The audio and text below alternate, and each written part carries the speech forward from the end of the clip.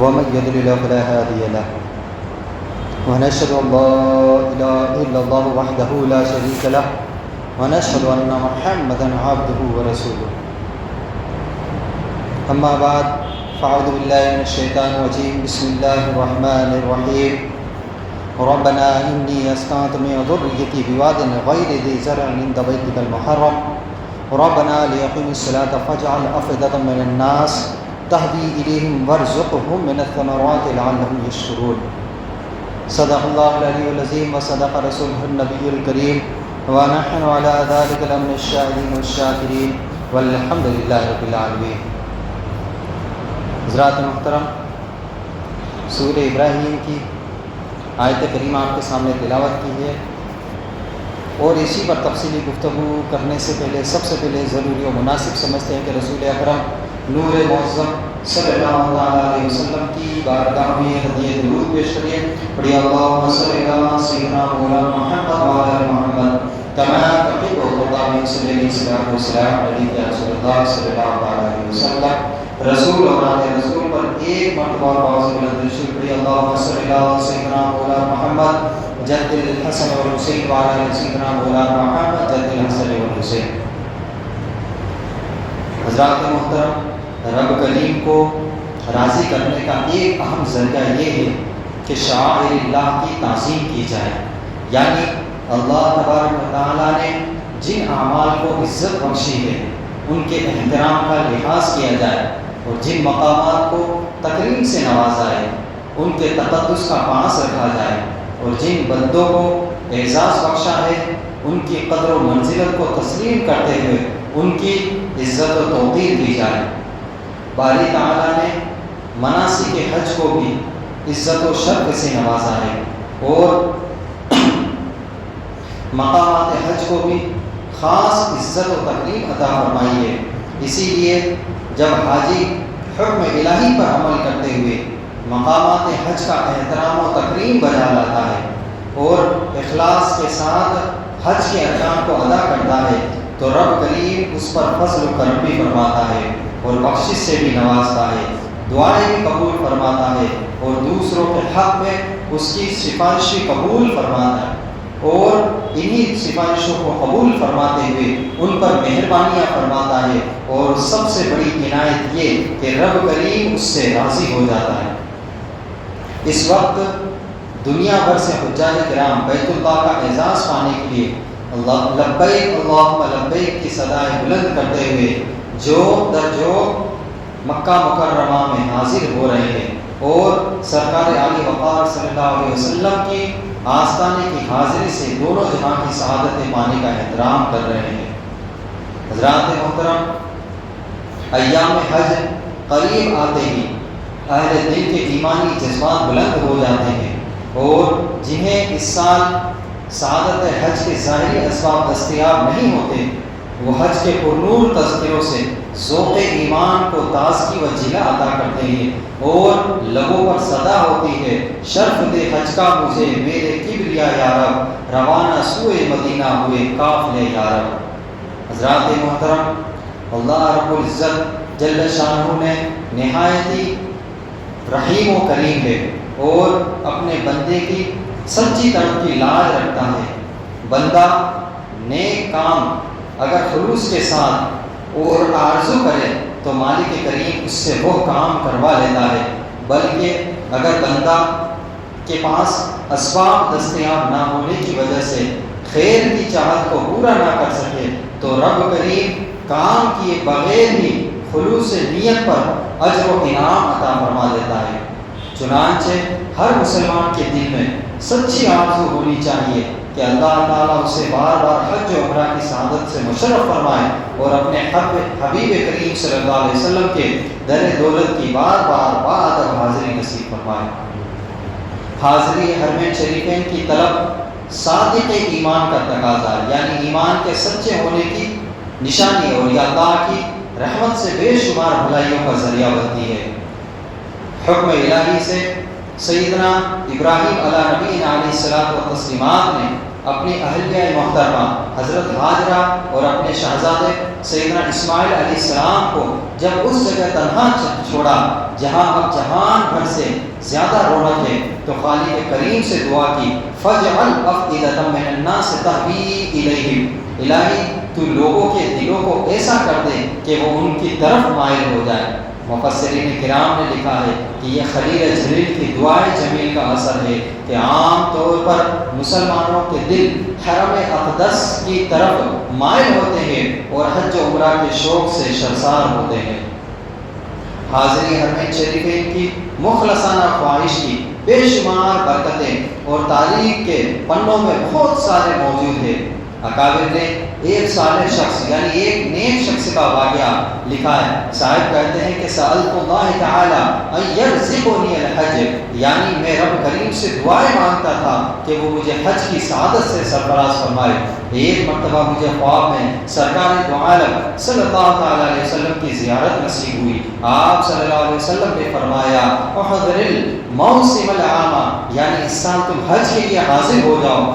میں بیدار ہوا تو دل خوشی سے سرشار تھا، مگر ساتھ ہی دل میں خیال آتا تھا کہ میرے پاس حج کے اخراجات کا کوئی ظاہری انتظام نہیں ہے۔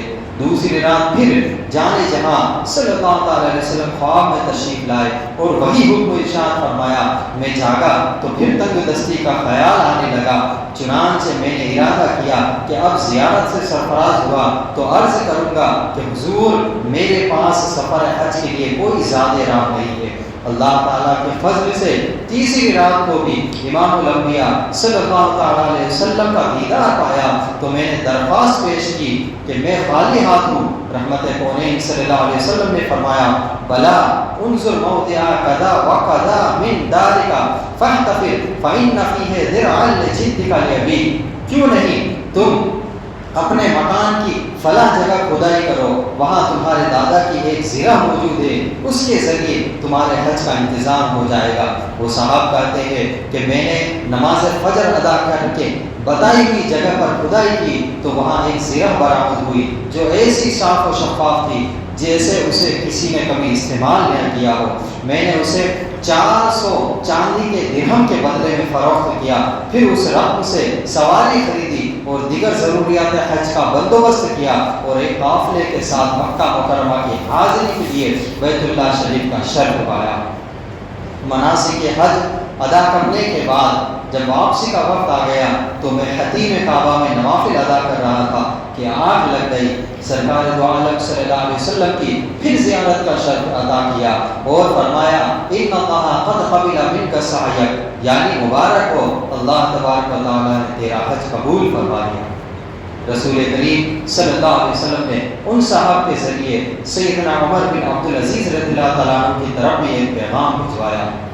رات محترم، کیا ہمارے دلوں میں حاضری کی سچی طرف موجود ہے؟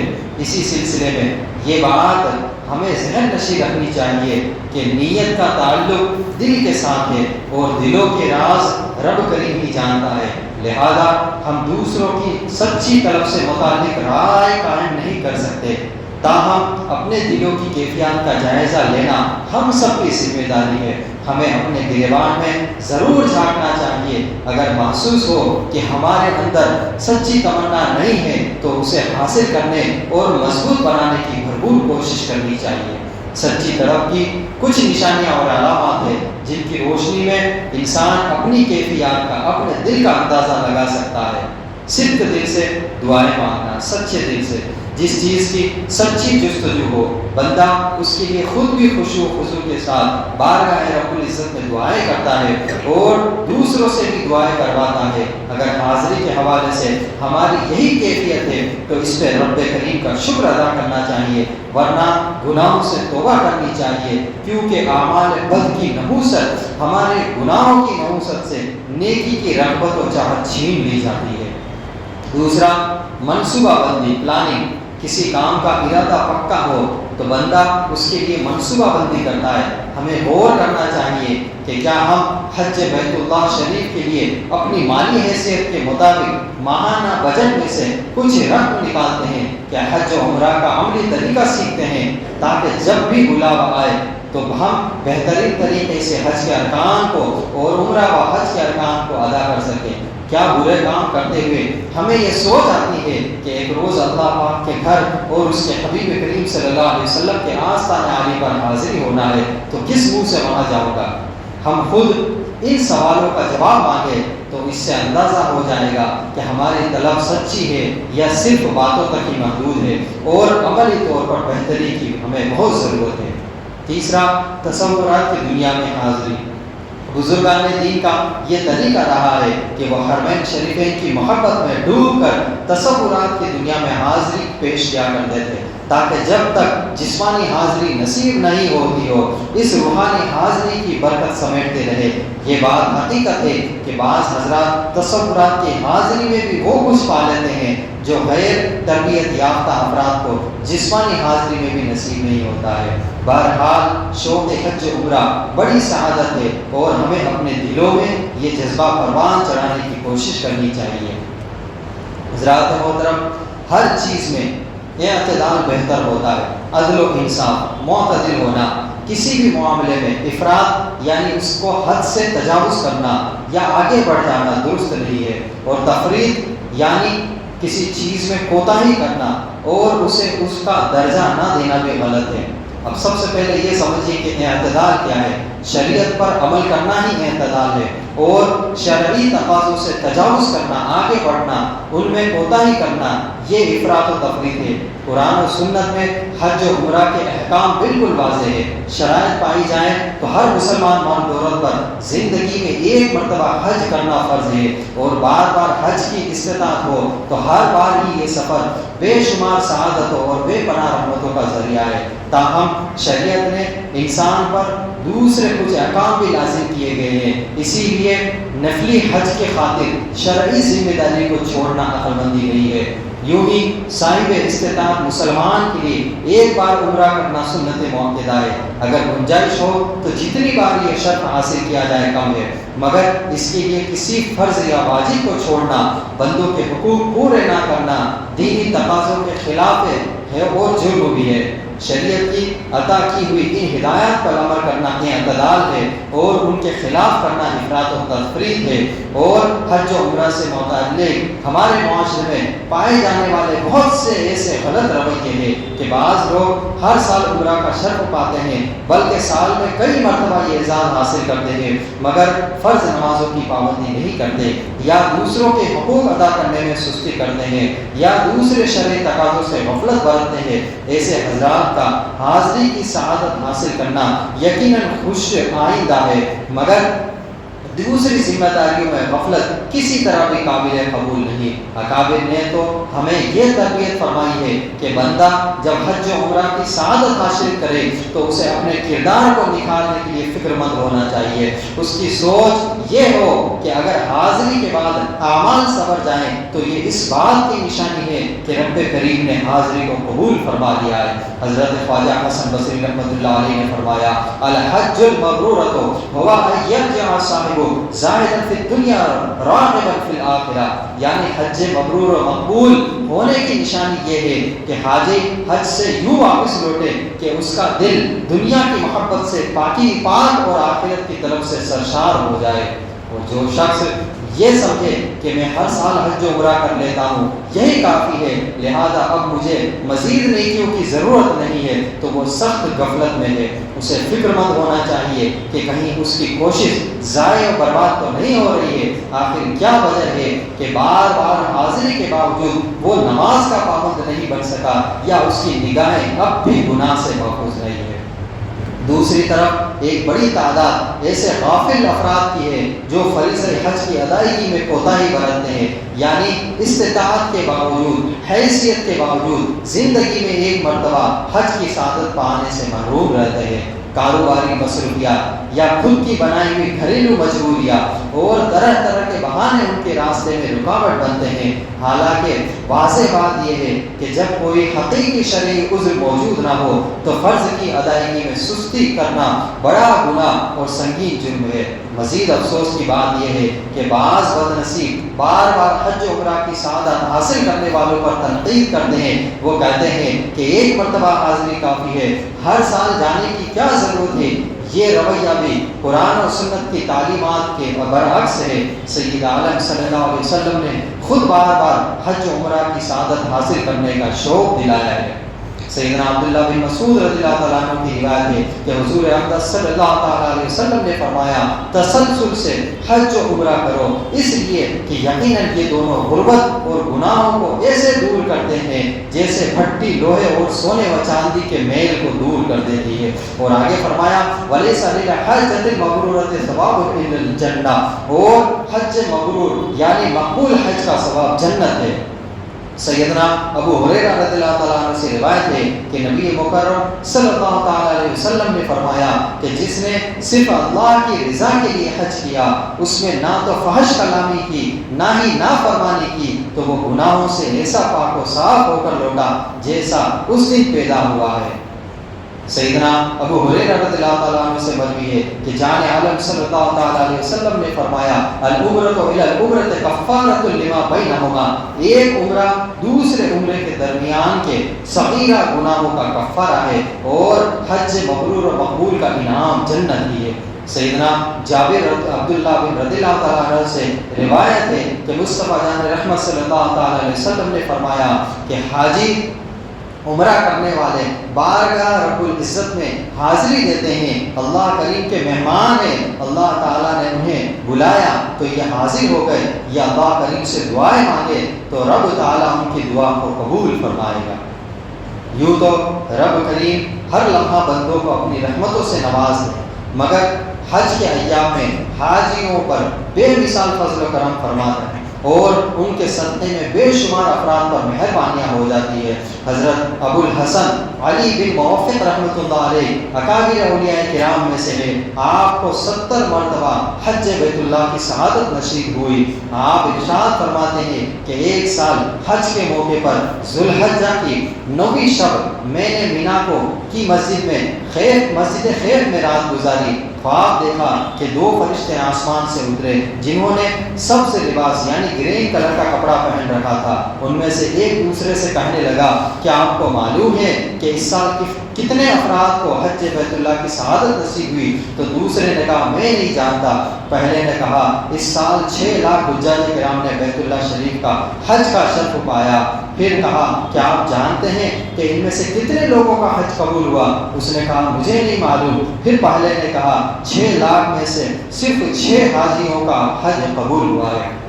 حضرت علی علیہ رحمہ فرماتے ہیں پھر وہ دونوں فضا میں بلند ہوئے اور میری نظروں سے اوجھل ہو گئے۔ میں سخت گھبراہٹ کے عالم میں بیدار ہوا۔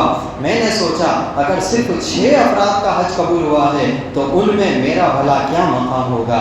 پھر جب ہم 10ویں رات کو عرفات سے مزدلفہ پہنچے تو میں سوچنے لگا کہ مخلوق اتنی زیادہ ہے، اتنے کثیر لوگ ہیں، مگر قبولیت پانے والے کتنے کم ہیں۔ اسی حالت میں مجھ پر نیند غالب آ گئی۔ میں نے پھر دیکھا کہ وہی 2 فرشتے اسی حالت میں آسمان سے اترے اور آپس میں وہی کل والے سوال جوابات کیے۔ یہ پوچھا کہ آپ کو معلوم ہے کہ 6 لاکھ میں سے کتنے حاجیوں کا حج قبول ہوا؟ تو دوسرے نے کہا ہاں 6 افراد کا۔ پہلے نے کہا کیا آپ کو معلوم ہے کہ آج رات ہمارے رب نے کیا فیصلہ فرمایا ہے؟ اس نے کہا نہیں۔ کہا اللہ کریم نے ان 6 مقبول خوش نصیبوں میں سے ہر ایک کی برکت سے باقی 1 لاکھ لوگوں کی مغفرت فرما دی ہے۔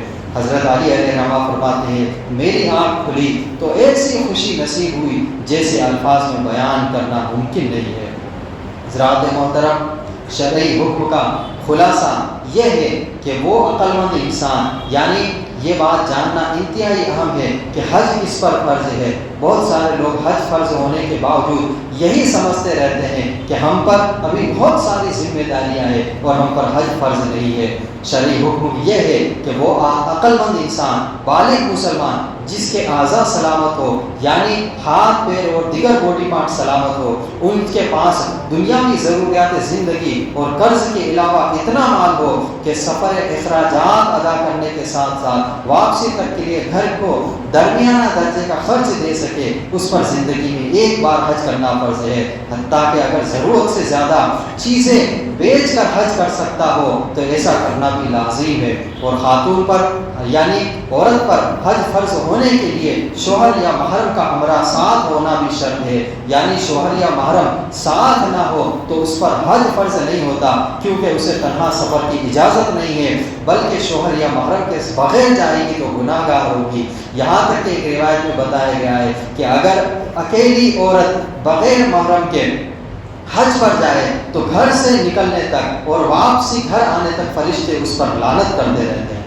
اللہ اکبر۔ ان شرائط پائی جائے تو اس کو جس پر حج فرض ہو اور شرائط پائی جائے تو اسی سال حج پر جانا فرض ہے اور لیٹ کرنا گناہ ہے۔ جو شخص ان شرائط کے پائے جانے کے باوجود چند سال تک حج نہ کر سکے تو وہ فاسق ہے اور شرعی عدالت میں اس کی گواہی قبول نہیں۔ حضرت عبداللہ بن عباس رضی اللہ تعالیٰ عنہ روایت کرتے ہیں کہ جان عالم صلی اللہ علیہ وسلم نے فرمایا جس پر حج فرض ہو وہ جلدی کرے، نہ جانے آنے والے سال کیا صورتحال ہوگی۔ اگر کسی شخص کے پاس مال موجود تھا مگر اس نے معاذ اللہ سستی کی اور حج ادا نہ کیا، پھر حالات بدل گئے اور مال میسر نہیں رہا، یعنی اب وہ غریب ہو گیا، تو اس پر لازم ہے کہ قرض لے کر حج کے لیے جائے، اور اگر خدا نخواستہ یہ شخص حج پر نہ جا سکا یا جانے سے معذور ہو گیا اور عذر ختم ہونے کی امید نہ رہی تو اس پر حج بدل کروانا یا اس کی وصیت کرنا لازم ہے۔ حج بدل یعنی اپنے بدلے میں کسی اور کو حج پر بھیجنا لازم ہے۔ اللہ تبارک و تعالی ہم تمام حضرات کو حج بیت اللہ کی بار بار بادب حاضری نصیب فرمائے۔ استغفر اللہ ربی من کل ذنب اذنبت واتوب الیہ، وآخر دعوانا